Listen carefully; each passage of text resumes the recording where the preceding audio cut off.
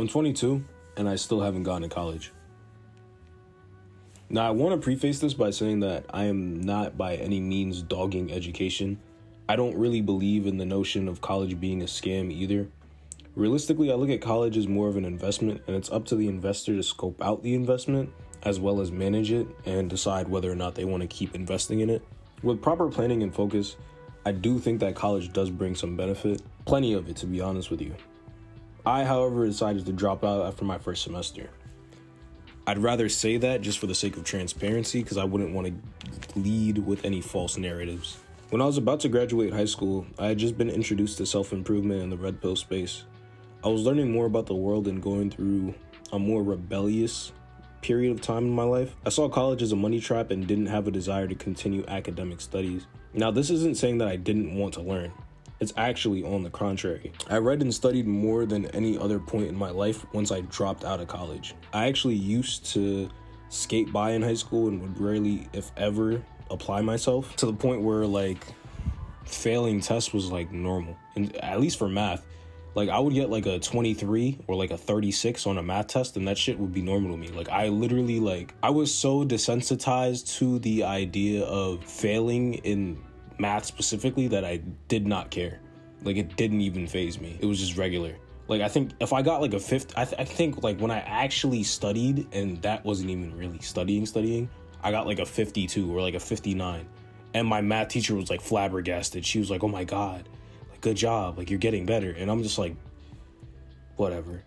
So it wasn't until my last year of high school when I took AP art that I started to kind of explore my potential a little bit more, mainly just due to the teachers I had around me and my already vested interest in art. I've always been interested in art. Like that's probably the one thing that would actually get me to sit still and pay attention.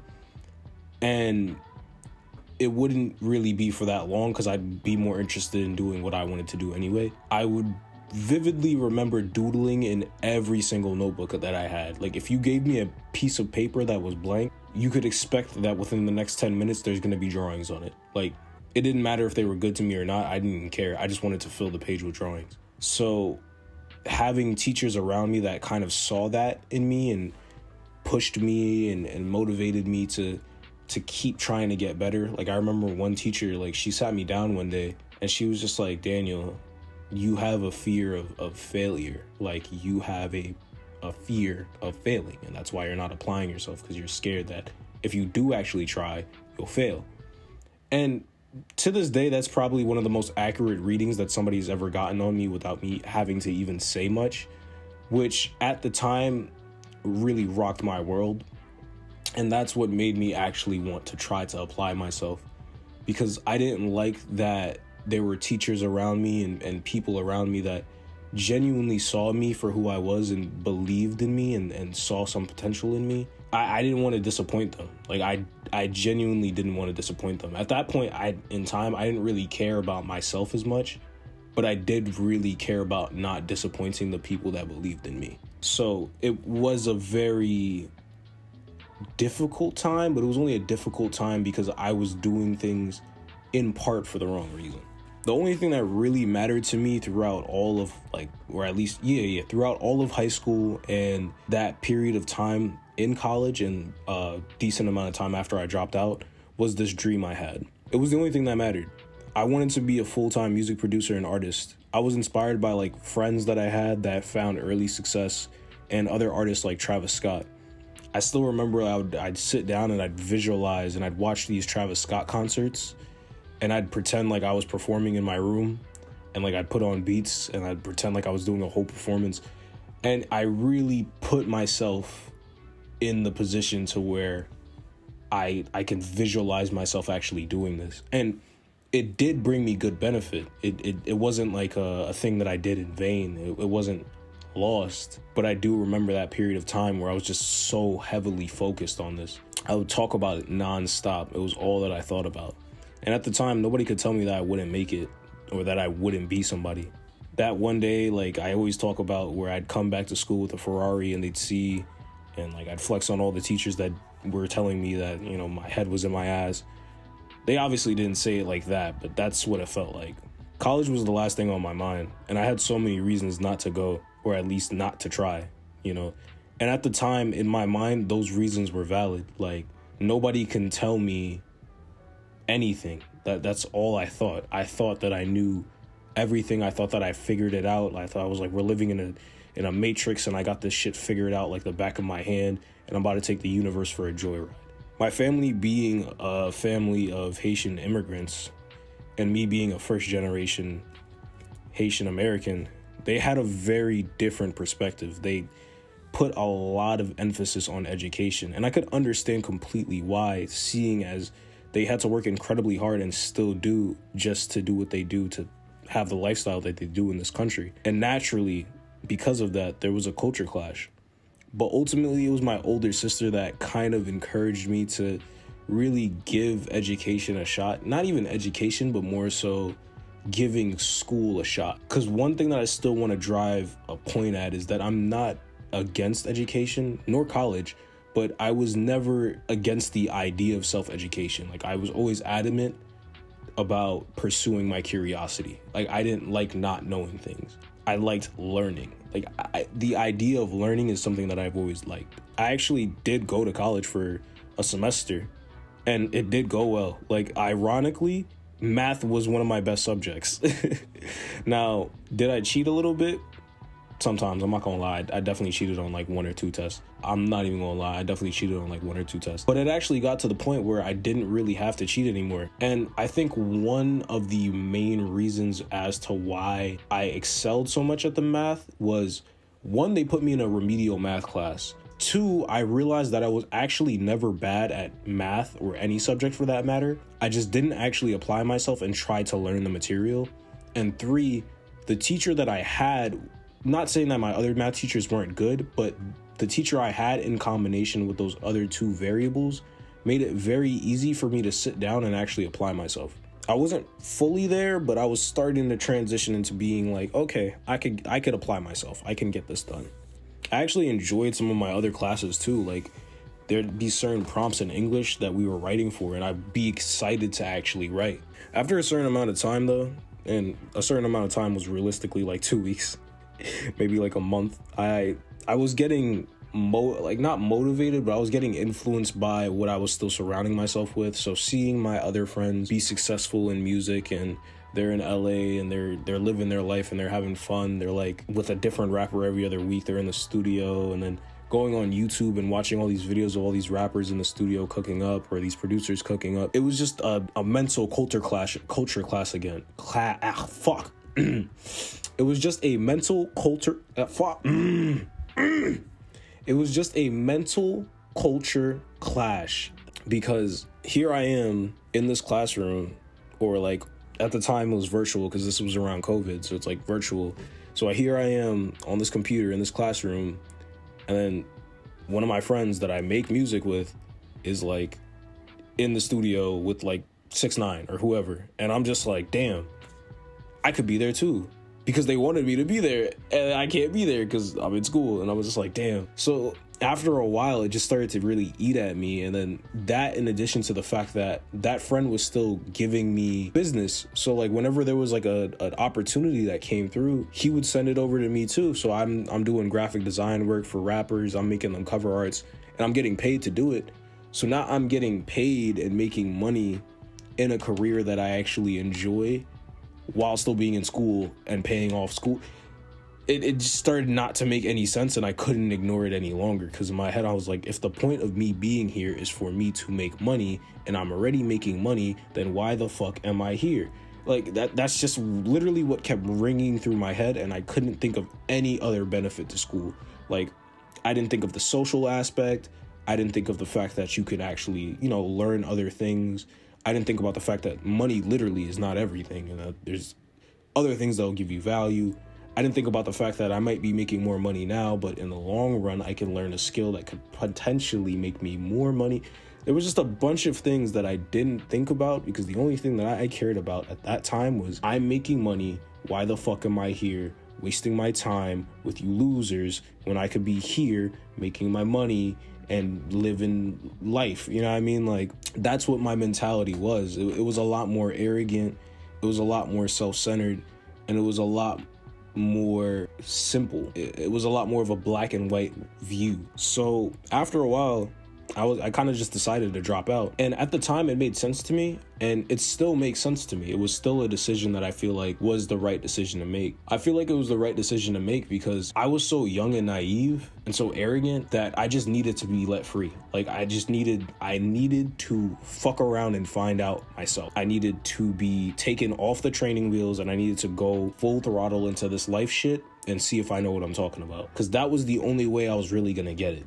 There was no other way I was going to be able to really come around to what I've come around to now in terms of my understanding. I'm not going to lie. Like if I was parenting myself and I saw myself doing what I did, which is what I did essentially, but if I saw that from like an outside perspective, I would give the same advice. Like I'd be like, yo, drop out. Just drop out and try to do this thing. Because when you're so young like that, you just have this fire within you, and you just have this burning desire to prove yourself. I don't know if everybody has it, but I had it, and I see it in a lot of other people. And I saw it in a lot of the friends that I used to have, where you just have this burning desire to just slap your dick on the table and show people like, yo, what's up? I'm him. Like you just have this unblooded arrogance, you know? You want to prove yourself. And I had to have that trial by fire. I had to try to take life on at that point because that's what I was ready for, you know? That's what was calling me at the time. That's the way my heart beat at the time. But after I dropped out, I spent time hopping from job to job, trying to support myself. The main reason why I thought that I would jump from job to job so much, or why I think I jumped from job to job so much, or what I observed at least, because it's true, is the arrogance that I was speaking about earlier is the arrogance that I carried with me in these jobs. So I'd go from one job, then I wouldn't like the treatment, or I wouldn't like how things are going, so then I'd go to another job, or I wouldn't like how much I was getting paid, so I'd go to another job. And don't get me wrong, to a certain degree, you have to do that. You have to get into these environments and assess whether or not they are right for you. But there were definitely times where my arrogance got the better of me, or my desire got the better of me, and it led me to making a miscalculated decision, or a decision that could have been made with a smoother transition in mind. You know, it could have been a lot smoother of a ride, but it's always easier to say after you've made all the decisions that you've made. So I grappled with a lot of problems and growing pains, and like the sobering reality of life hit. That's why I said I just needed to go out and do it, because nobody could convince me otherwise other than life itself. There was no force powerful enough to talk. There was no verbal force powerful enough to break my mind. There wasn't. I needed to have the experience. Sometimes you really just have to let people fuck around and find out. It doesn't matter what you say, because it's just not going to penetrate. Sometimes you need action, because action will move things along. So I was forced to kill that naive nature that I had. Like the arrogant swagger and the pompous valor that I had was just completely extinguished. And I spent a good maybe year and a half trying to get it back. And I'd still hang around the same friends, and I'd still consume the same content, thinking that one day maybe the spark will reignite and I'll become that arrogant man that could just take on the world again. But the reality is the flame was extinguished because I began to realize more about the world. I realized that I was nothing more than a speck in a cosmos, you know, a grand cosmos. And that this arrogance I was walking around with, this almost air of condescension that I looked at people with because I thought that I had it figured out and they didn't, was stopping me from having a true human experience. And it was also stopping me from growing, because I had those same judgments that you pass on to people will not hurt them as much as it hurts yourself, because it limits you from growing. You know, if you're hypercritical of somebody being fat, you're even more hypercritical of yourself being fat. So if you're fat phobic towards like other people and you're like, oh, look at this guy, he's fat as shit, da da da da, you would think that the person being insulted is suffering, but it's really the person doing the insult that suffers the most, because they can't even do the bare minimum. People that think that way can't even eat a chocolate chip cookie without feeling like absolute shit. Like they can't do it. Like they psychologically break because they're judging so many other people. They judge themselves 10 times as hard. So for all of the judgment, for all of the condescension that I had for the world, because I thought I had it figured out, it was stopping me from understanding more and growing, because that was magnified on me 10 times. So it reached a point where my self-awareness wouldn't allow me to be arrogant anymore. And the experiences that I had in life molded me to be a more humble man. Although I wasn't in school, I still self-educated. I would definitely say like self-education was like the moonlight that guided me. Like I started reading more and learning more about what actually interested me. And that was another thing that I wanted. It's just my mind is very sporadic sometimes, and I find myself jumping from topic to topic, especially if something doesn't interest me or if I feel like I'm not getting what I sought after out of the thing that I am studying. If I feel like I can do something that better occupies my time, I will. And unfortunately, being in an environment like college at that early of an age would have been pretty bad, because I would have had to keep shifting around or struggling with this idea of internally shifting around, because I'm still trying to understand things. You're 18, 19, 20, 21, 22, even 25, like you're still coming across your first time for things. Like we talk about the first time for sex, like that's a very common first time, but like nobody talks about your first time getting fired, or like your first time having an argument with your boss, or like your first time getting food poisoning, your first time dealing with a situationship, your first time dealing with like being late to work, or dealing with like a boss that's abusing their power, or dealing with like parental issues. There's so many first times that you're gonna run into that nothing or no one can prepare you for, and life is going to throw you in so many different ways that sometimes it's hard to just say like right now at this age, yeah, I want to commit to this thing.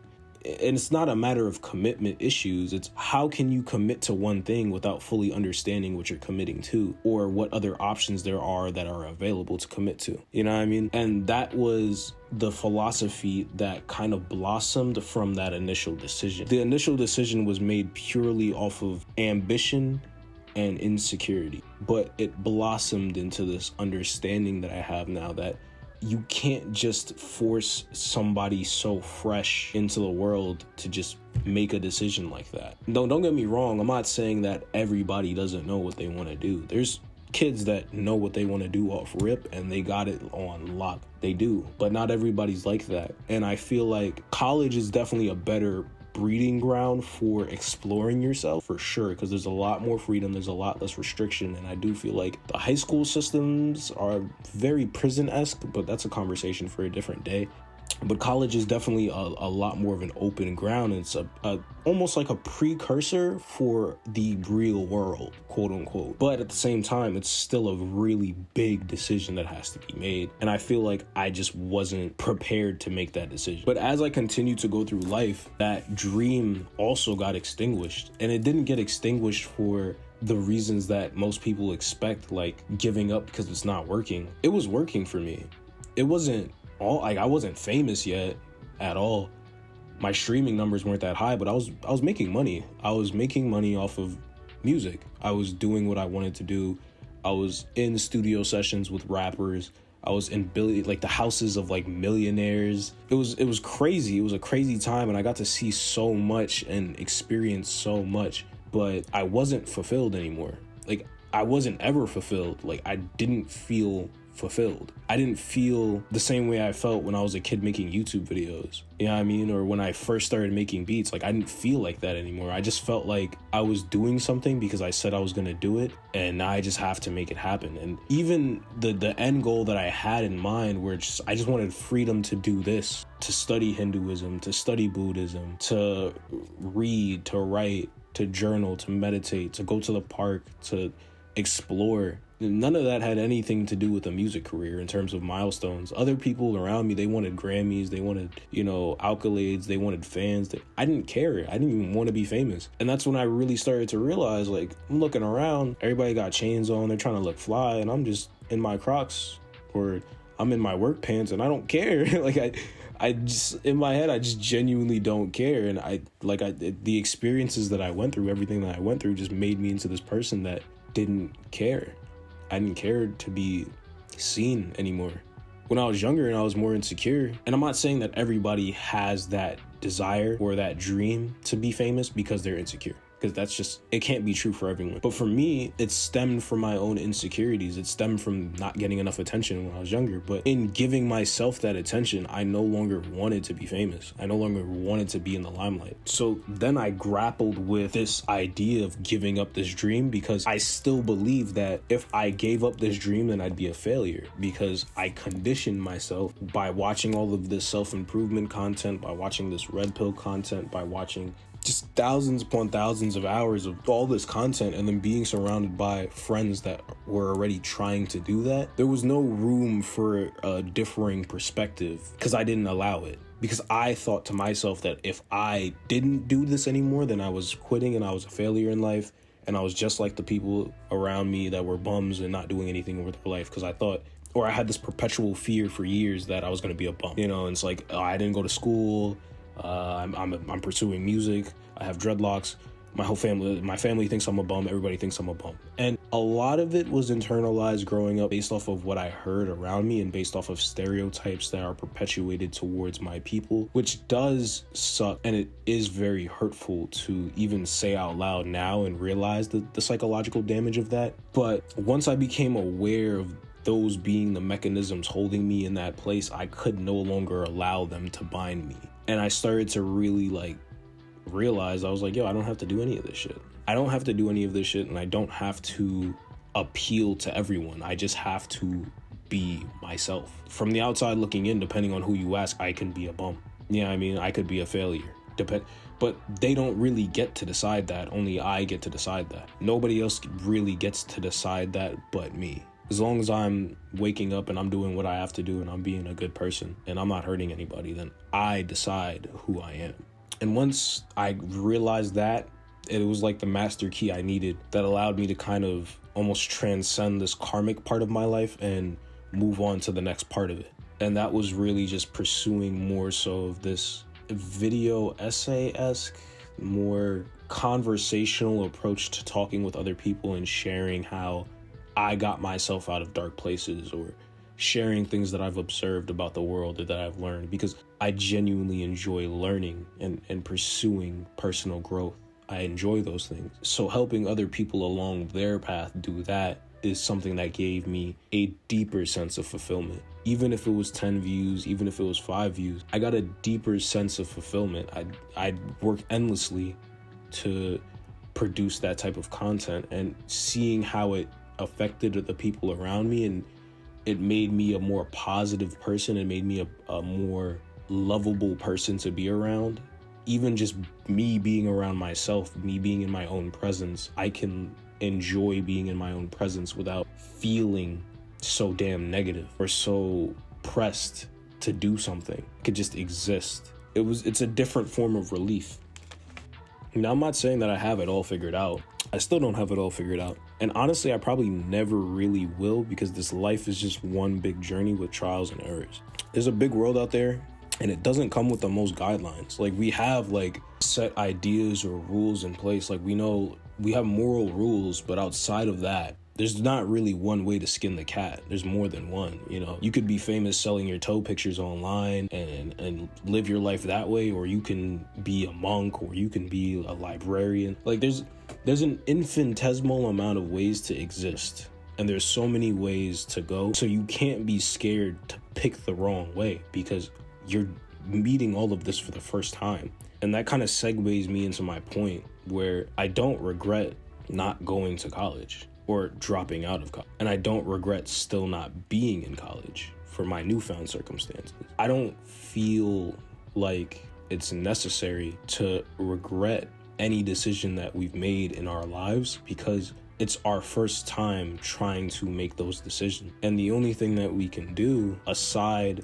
or instead of regretting is going forward and making better decisions to lead to a better tomorrow for each of us. Now the path I have is completely different. And if you had asked me when I was 18 if this is who I would be and this is how I'd speak and this is where I would be, I would have told you that you're fucking crazy. I would have told you that I'm going to be rich as shit. I'm going to have a Ferrari. I'm going to have a waiter. I'm going to have silk on. I'm going to have a Mary's, and nobody can tell me shit. And I'm probably going to have my own Jordan. Like, I grew so much in that period of time, and I'm so grateful for the lessons that I got along the way. And I'm just coming to a point now where I'm very much content with myself and striving for more at the same time. And I'm also not putting as much pressure on myself. I'm not taking myself as heavily as before. I'm allowing myself to really heal, you know? And I feel like no matter which path you choose, whether you choose to go to school or not, whether you choose to work in that warehouse, or if you decide to just go all in on your personal side business instead, whatever you choose to do, this life is going to throw you, and it's going to give you a bunch of obstacles, and it's up to you to really stay true to yourself. And remember that staying true to yourself doesn't necessarily mean staying true to the same commitments that you made when you were a different version of yourself, because every day you're growing. Every day you wake up, the person that you were yesterday dies, and a new opportunity comes about to be a new person. You know, we just remember who we were and we try to be that again. But if you feel like the person that you're trying to be is no longer who you are, then find yourself again. Find who you want to be, or find who it makes sense for you to be. And only you'll know what that is, you know? You might have to take a year off. You might have to take 2 years off to really figure that shit out. But what's more important is that you do, and that there's no rush, because this is your life. Nobody else's life but yours to live. If you guys did enjoy this video, just make sure to leave a like, comment, subscribe. This is my first time really trying to make a video like this, where it's a bit more open and honest and drawn out. Make sure to leave some feedback below, and